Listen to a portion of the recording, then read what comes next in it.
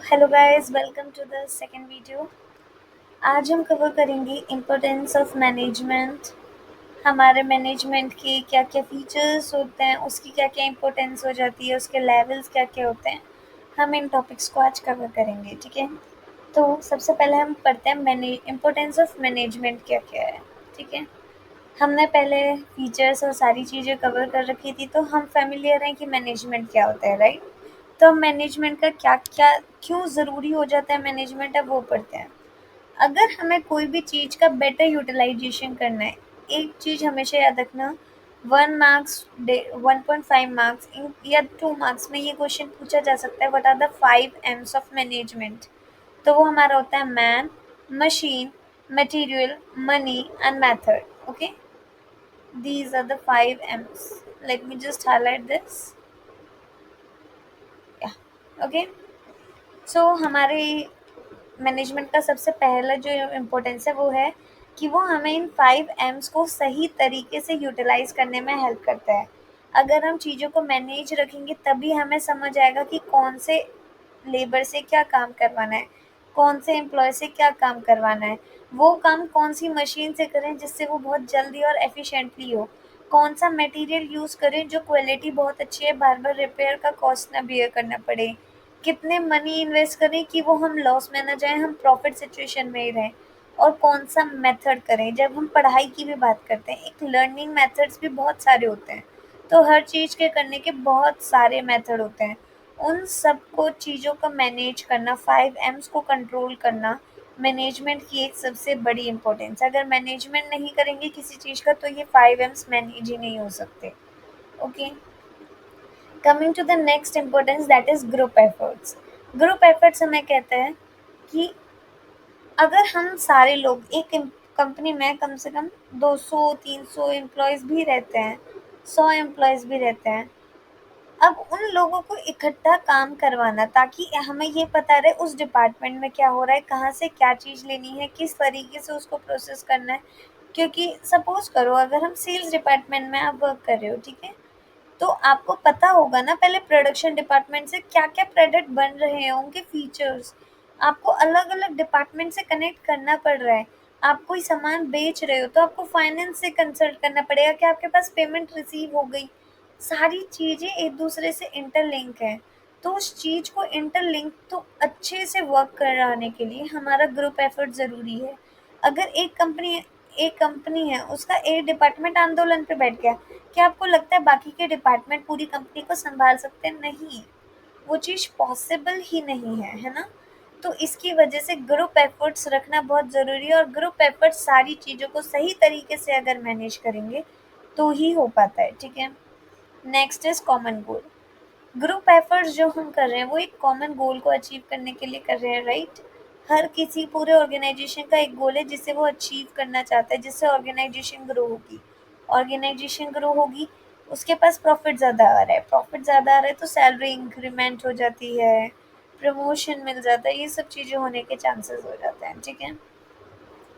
Coming to the next one, that is dynamic environment, okay. Then हमारा जो outer environment है वो बहुत बदलता रहता है। सपोज़ आज की कंडीशन लेते हैं, क्या अभी इससे पहले कुछ ऐसा हो रहा था पाकिस्तान के साथ? लाइक ठीक है, हमारा पाकिस्तान के साथ थोड़ा अनबन है, आई एग्री, सभी एग्री करेंगे इस चीज़ से, ठीक है। बट आप मुझे एक चीज़ का आंसर करो, ठीक है। क्या जब हमारा पहले अटैक हुआ था उसके बाद क्या अभी तक काफ़ी 2019 के बाद अब ये काफ़ी सालों का गैप हो गया, राइट? इतने टाइम से शांति थी, क्या हमने एक्सपेक्ट किया था कि ऐसे एकदम से अटैक हो सकता है, टेररिस्ट अटैक? नहीं, वी डिडंट एक्सपेक्ट। वो आउटर एनवायरनमेंट सडन चेंज हुआ, जो वो सडन चेंज आउटर एनवायरनमेंट में आता है उसकी वजह से चीज़ें वो हो जाती हैं। जैसे अगर आप एंटरटेनमेंट के बारे में अगर आपको नॉलेज है कि अभी हानिया आमिर जो पाकिस्तान की बहुत फेमस एक्ट्रेस है, राइट?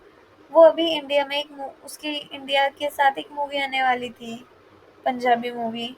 बट जैसे ही आउटर एनवायरनमेंट स्ट्राइक किया, सारी चीज़ें हुई ये सारी, अब उसको मूवी से ऐड उसी टाइम हटा दिया, और जो उसके प्रीवियस शूट्स थे वो सारे कट कर दिए गए, वापस से शूट हो रही है किसी और एक्ट्रेस के साथ, राइट?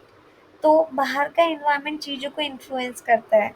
एक बिज़नेस को चाहिए उसको मैनेज करे, उसको समझे और समझ के उससे जो चीज़ें हमें हमारे ऑर्गेनाइजेशन में चेंज करने चाहिए उसे इम्प्लीमेंट करे। ठीक है। नेक्स्ट हमारा आ जाता है इम्प्रूवमेंट ऑफ एफिशिएंसी। एफिशिएंसी और एफिशिएंटली में हमने डिफरेंस पढ़ा था, राइट? अब इम्प्रूवमेंट ऑफ एफिशिएंसी की बात करते हैं। ये कह रहा है it helps in improving the skills of the employer. Management से हम अपने एम्प्लॉयज़ की स्किल से उसको इम्प्रूव कर सकते हैं। काफ़ी सारे ऑर्गेनाइजेशन में क्या होता है, लाइक अगर आपके नोन में कोई भी हो जो अभी लाइक जॉब कर रहा है, आप उनसे पूछना, उनका ट्रेनिंग एंड डेवलपमेंट प्रोग्राम्स होते हैं, उनके काफ़ी सारे स्किल सेट्स होते हैं, ट्रेनिंग्स होती हैं अलग अलग चीज़ों की। वो इसलिए होती है ताकि उनको अप टू डेट रखा जा सके, आज के टाइम पे जो टेक्नोलॉजी चल रही है उसके साथ अप टू डेट। इसका सबसे बेस्ट एग्जांपल अगर मैं आपको बताती हूँ वो होगा सैमसंग का, ठीक है, और नोकिया। पहले के टाइम क्या था, नोकिया हमारी पूरी इंडिया की मार्केट को, टेलीकॉम मार्केट को लीड कर रहा था। ठीक है। नोकिया के फ़ोन बहुत अच्छे थे, बहुत अच्छे। आज तक हम बात करते हैं, बहुत मीम्स बनते हैं इसके, राइट? तो अगर हम इसी चीज़ को देखें, जब जापान से टेक्नोलॉजी आई थी, उन्होंने बोला था कि हम ऐसे स्मार्टफ़ोन बनाते हैं, लाइक ये सारे हमारे पास ऑप्शंस आए थे। बट नोकिया ने बोला कि नहीं, मैं बहुत अच्छा चल रहा हूँ, मुझे इस सब की ज़रूरत नहीं है। नोकिया ने उस नई टेक्नोलॉजी को अडॉप्ट नहीं किया जो स्मार्टफ़ोन टेक्नोलॉजी थी। बट सैमसंग ने उसे अडॉप्ट किया। अब सैमसंग हमारी पूरी इंडिया की मार्केट को लीड कर रहा है। दो अभी एकदम से दूसरी और भी मार्केट्स आ गए, और भी ब्रांड्स आ गए, और भी कंपनीज आ गई हैं, बट बीच में सैमसंग बहुत ज़्यादा हुआ था। क्यों हुआ था? क्योंकि उसने टेक्नोलॉजी को अडॉप्ट किया। उसने वहाँ की जो हमारी टेक्नोलॉजी अप टू डेट चल रही थी टाइम के अकॉर्डिंग, उसको बढ़ाता गया, बढ़ाता गया, बढ़ाता गया। वो चीज़ें हो रही थी। तो इम्प्रूव अपनी एफिशिएंसी को इम्प्रूव करना ट्रेनिंग्स के थ्रू, डेवलपमेंट प्रोग्राम्स के थ्रू बहुत ज़रूरी होता है, और ये चीज़ मैनेजमेंट की हेल्प से ही होती पाती है। ठीक है। नेक्स्ट हमारा फीचर है सोसाइटल डेवलपमेंट। ये कहता है इट इज़ वर्किंग, जो भी मैनेजमेंट हम कर रहे हैं, हम सोसाइटी की डेवलपमेंट के लिए भी कर रहे होते हैं। मैनेजमेंट की हेल्प से ही हम सोसाइटी का डेवलप कर सकते हैं कि हमें कहाँ पे क्या चीज़ रखनी चाहिए जिससे एयर पॉल्यूशन ना हो, वाटर पॉल्यूशन ना हो, नॉइज़ पॉल्यूशन ना हो। ठीक है, लोगों को एम्प्लॉयमेंट अपॉर्चुनिटीज़ मिल पाएँ, ये सब चीज़ें हम मैनेजमेंट के थ्रू ही हैंडल कर सकते हैं। ठीक है। तो हमने इम्पोर्टेंस ऑफ मैनेजमेंट में क्या-क्या पढ़ा? सबसे पहले रिसोर्सेज को कैसे-कैसे यूटिलाइज़ करना है, लोगों से इकट्ठे काम कैसे करवाना है, इकट्ठा काम करा क्यों रहे हैं, ताकि कॉमन गोल अचीव हो सके। कॉमन गोल अचीव करने के टाइम पे हमें बैरियर आ सकता है एक्सटर्नल एनवायरनमेंट से जो चेंज होता रहता है, उसको मैनेज करना। ठीक है, अपने एम्प्लॉयज़ के, ऐसा भी हो सकता है एक्सटर्नल एनवायरनमेंट से चैलेंज नहीं आया, इंटरनल एनवायरनमेंट से चैलेंज आ गया, मतलब हमारे एम्प्लॉयज़ ही बेकार निकले, तो इसकी वजह से उनको ट्रेन करके रखना और सोसाइटी का डेवलपमेंट करना। ठीक है। अब हमारा नेक्स्ट आता है ऑब्जेक्टिव्स ऑफ मैनेजमेंट। हमारे ऑब्जेक्टिव्स 3 अलग-अलग तरीके के होते हैं, economic objective, social objective, personal objective. इनको डिटेल में पढ़ने से पहले सिंपल वर्ड समझते हैं। इकोनॉमिक, इकोनॉमिक मतलब पैसे से रिलेटेड होगा। ठीक है। सोशल ऑब्जेक्टिव हमारी सोसाइटी से रिलेटेड, जिससे पूरी सोसाइटी अच्छी रहे। पर्सनल हमारा खुद का फ़ायदा। ठीक है। अब हमारी इकोनॉमिक ऑब्जेक्टिव में आते हैं। इकोनॉमिक ऑब्जेक्टिव में क्या-क्या चीज़ें कवर होती है? इकोनॉमिक ऑब्जेक्टिव कहता है कि एक बिज़नेस को कोशिश करनी चाहिए कि वो ज़्यादा से ज़्यादा प्रॉफ़िट अर्न करे। प्रॉफ़िट नहीं है, बिज़नेस चल ही नहीं सकता। ठीक है। Next, market standing. एक बिज़नेस को चाहिए कि वो जो उसके कॉम्पिटिटर्स हैं, कॉम्पिटिटर जितनी मार्केट को कवर कर रहे हैं, उसको कैप्चर करना चालू करे धीरे-धीरे। मार्केट में अपनी पोजीशन बढ़ाना चालू करें। हम आज टूथपेस्ट लेने जाते हैं, ठीक है? हम क्या कभी उनसे ये अभी टूथपेस्ट के नाम पे हम टूथपेस्ट वर्ड का हम यूज़ करते हैं, हम सीधा कोलगेट बोलते हैं, हमें कोलगेट लेके आना है। दैट डज़न्ट मीन कोलगेट कुछ चीज़ नहीं है, एक ब्रांड है कोलगेट। उसने मार्केट में अपना इतना स्टैंडिंग बना लिए, इतने हाई लेवल पे स्टैंड करता है कि लोग टूथपेस्ट की जगह कोलगेट ही यूज़ करते हैं। ठीक है? टूथपेस्ट वर्ड की जगह कोलगेट वर्ड यूज़ करते हैं, जबकि वो एक ब्रांड नेम है सिर्फ। ठीक है? तो अपने आप को मार्केट में इतना स्टैंड करना कि लोगों के आगे, लोगों की नज़रों में आपकी एक पहचान बन जाए। ठीक है। Next is innovation. सैमसंग और नोकिया वाला एग्जांपल सबसे बेस्ट है। या तो नए प्रोडक्ट लॉन्च करना, जैसे अभी आईफोन है, वो हर साल एक नया प्रोडक्ट लॉन्च कर देता है कुछ एक एक्स्ट्रा फीचर के साथ। एक छोटा सा एक्स्ट्रा फीचर होगा उसको लॉन्च कर देता है। ये क्या कर रहा है, इनोवेट कर रहा है, टेक्नोलॉजी को धीरे धीरे धीरे धीरे टाइम टू टाइम बढ़ाता जा रहा है, कुछ कुछ कुछ कुछ नया ऐड करके नया नया प्रोडक्ट निकालता जा रहा है। इससे उसका बिजनेस भी ग्रो कर रहा है और वो मार्केट में इनोवेशन भी ला पा रहा है। नेक्स्ट इज ऑप्टिमाइज यूटिलाइजेशन, जो रिसोर्सेज है उसको इस तरीके से यूज़ करो कि वो वेस्टेज ना हो, क्योंकि रिसोर्सेज में भी आखिरकार पैसा लगा है। और जब हम रिसोर्सेज की बात करते हैं तो यहाँ पे हम 5 M's की बात करते हैं, man, machine, material, method and money. Okay, ये हमारा हो गया economic objective. Coming to the social objective, social objective हमारा क्या कहता है, लोगों का भला करना है। हम बोलते हैं ना, नेकी कर दरिया में डाल, हमें यहाँ नेकी करनी है, दरिया की बात नहीं करते हैं, ठीक है। तो सोशल ऑब्जेक्टिव में हमारे आ जाते हैं, हम एज अ कस्टमर क्या डिमांड करते हैं एक बिजनेस से, वो अच्छी क्वालिटी का सामान दे, सस्ते दाम पर दे, ठीक है, हमारे साथ कोई फ्रॉड ना करे, हम लोगों को जॉब्स की अपॉर्चुनिटी प्रोवाइड करे, ठीक है, कुछ कुछ सोसाइटी के लिए प्रोग्राम्स करता रहे और हमारे नेचर को ख़राब ना करे। सेम वही पॉइंट्स हैं। पहला पॉइंट कह रहा है बेटर क्वालिटी का प्रोडक्ट मिले रीजनेबल प्राइस पे। Second, unfair trade practice follow ना करे, ये नहीं है 100 किलो 100 ग्राम दे रहा है लेकिन हमने मांगा 500 ग्राम था, राइट। वो ब्लैक मार्केटिंग, ओवर चार्ज नहीं करना चाहिए। तीसरा, इस तरीके से वर्क करना चाहिए कि ज़्यादा से ज़्यादा लोगों को जॉब्स मिल पाएँ। आजकल काफ़ी सारी कंपनीज़, काफ़ी सारे वो होते हैं कि वो कैंप्स लॉन्च करते हैं, फ्री मेडिकल चेकअप इस तरीके के। तो इस तरीके की कम्युनिटी सर्विस उन्हें देनी चाहिए और नेचर को प्रोटेक्ट करना चाहिए, ठीक है। The next one is personal और ह्यूमन ऑब्जेक्टिव। अब ये सपोज करो आप एक एम्प्लॉय हो एक किसी कंपनी में, तो आप क्या डिमांड करते हो, भाई मुझे चाहिए मेरे को ज़्यादा से ज़्यादा सैलरी मिले, है ना, मेरा वर्किंग एनवायरनमेंट अच्छा हो, मेरी ऐसा मुझे फ़ील ना हो यार मेरा करियर कहाँ आके अटक गया, मेरा तो करियर ग्रो ही नहीं कर पाएगा, मुझे ऐसा फ़ील नहीं होना चाहिए, वो बढ़ता रहना चाहिए, मुझे अलग अलग टेक्नोलॉजी के लिए ट्रेन करना चाहिए, फ्री मेडिकल इंश्योरेंस देना चाहिए मुझे, ठीक है, और मेरे काम को वैल्यू करनी चाहिए, राइट। तो वही सारी चीज़ें हमारे यहाँ पे आ जाता है पर्सनल ऑब्जेक्टिव्स में। कॉम्पिटिटिव सैलरी ऑफ़र करें एम्प्लॉयज़ को, ठीक है, उनको safe and good working condition provide करें, एम्प्लॉय को ऐसा फ़ील ना होने दें कि उनका करियर कांस्टेंट हो गया, वो ग्रो करता रहना चाहिए, उनको medical facilities, free education for children हो गया, ठीक है, फ्री मील्स हो गया, हमारा आने जाने का वो हो जाता है, हमें फ्री ट्रांसपोर्टेशन सर्विसेज, ये सब चीज़ें प्रोवाइड करनी चाहिए और हमारे काम को रिकॉग्नाइज़ करना चाहिए, ठीक है। ये हमारे ऑब्जेक्टिव्स होते हैं। आई गेस ऑब्जेक्टिव्स आपको बहुत अच्छे से समझ आ गए होंगे। ऑब्जेक्टिव्स बहुत ज़्यादा ज़्यादा इम्पोर्टेंट है। फर्स्ट यूनिट में से कोई सा भी क्वेश्चन आ सकता है, वो भी एक साथ दो दो तीन तीन चीज़ें आ सकती हैं, ऐसा भी आ सकता है what are the features, importance and objectives of the management, जो कि एक फुल लेंदी क्वेश्चन की तरह आ सकता है। और ये क्वेश्चंस बहुत इंपॉर्टेंट है तो इनको बहुत अच्छे से करना है, ठीक है। नेक्स्ट है हमारा लेवल्स ऑफ मैनेजमेंट। इस लेवल्स ऑफ मैनेजमेंट में से छोटे छोटे क्वेश्चंस बन सकते हैं। सबसे पहले हमारा इसको ट्रायंगुलर से समझो, नीचे से ऊपर जाता है, ऊपर देखो नुकीला है तो ऊपर कम लोग होते हैं, टॉप लेवल मैनेजमेंट में थोड़े लोग होते हैं, मिडल में उससे ज़्यादा, लो लेवल सबसे ज़्यादा एम्प्लॉयज़ होते हैं, ठीक है। जो सबसे बड़ा ओनर जो बैठा है, सीईओ जो बैठा है, उनका काम क्या है, उनका काम है कंपनी के लिए पॉलिसी बनाना है, ठीक है, डिसीजन मेकिंग लेना है सिर्फ, ठीक है, और मिडल लेवल मैनेजमेंट को ऑर्डर देना है, और कुछ भी काम नहीं है टॉप लेवल मैनेजमेंट का। आपको क्या लगता है ओनर्स जा जाके सामान खुद बना रहे हैं, सामान पैक कर रहे हैं? नहीं, वो ये काम दूसरों से करवाते हैं, वो बस कंपनी के लिए पॉलिसीज़ बनाते हैं जो उनका काम है, ठीक है। तो टॉप लेवल मैनेजमेंट के अंदर आ जाता वही 3 चीज़ें आती हैं, पॉलिसीज़ बनाना, मिडल लेवल मैनेजमेंट को ऑर्डर देना और डिसीजन मेकिंग करना, ठीक है। टॉप लेवल मैनेजमेंट में कौन-कौन इंक्लूड रहता है? Chairman, CEO, director, CIO and other chiefs officer, okay. अब हमारा आता है मिडल लेवल, जो बीच के लोग होते हैं, बिचौलिया हम जिसे कहते हैं। बिचौलिया का काम होता है टॉप लेवल मैनेजमेंट से ऑर्डर रिसीव करना और वो लो लेवल मैनेजमेंट से काम करवाना।